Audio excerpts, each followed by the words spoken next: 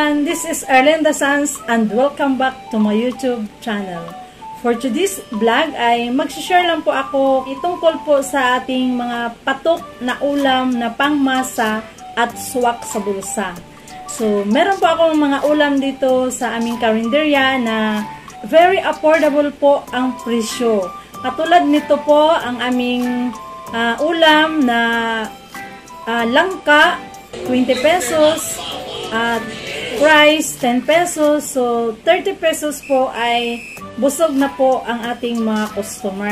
At meron ding customers namin na kumakain po.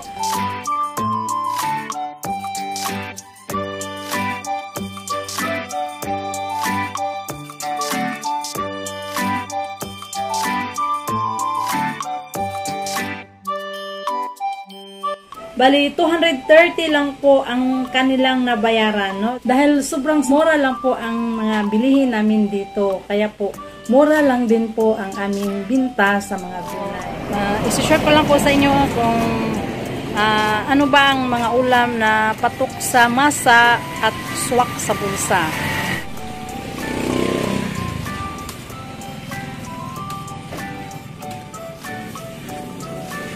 No, kasi meron po tayong mga ulam na kayang-kaya lang po sa bulsa para po sa ating mga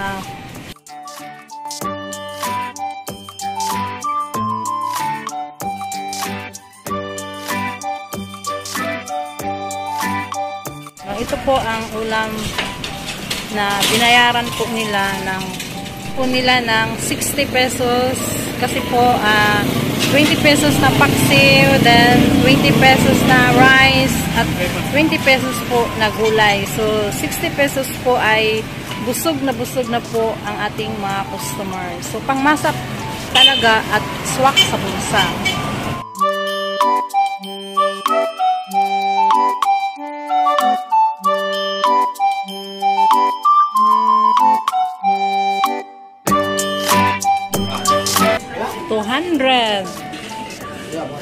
So, 200 pesos lang dito, guys.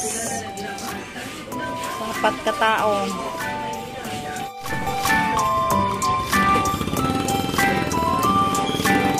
At meron po akong tip, guys, na kapag ang mga customers po natin ay magdala po ng rice, ay i-allowed po natin na kumain po sa ating karinderya kasi bumibili po sila ng ulam, no?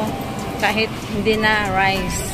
Mga karinderya po, kainan na hindi po nag-a-allowed na magdala po ng kanin ang kanilang mga customers. So, sa amin dito ay ina-allowed po namin kahit magdala po ng isang kalderong kanin. No, basta po bibili po sila ng ulam natin.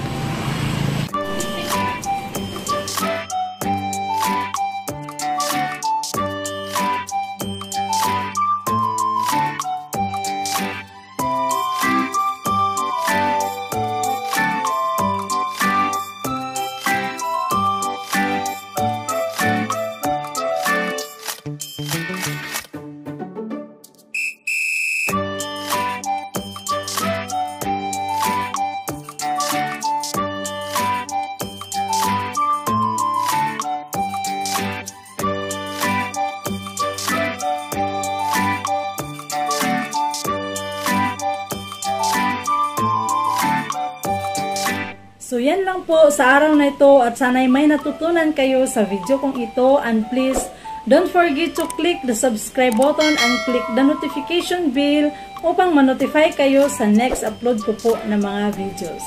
Tandaan, sa negosyo ay kailangan ng sipag at tiyaga at dasal at may pananalig sa puong may kapal.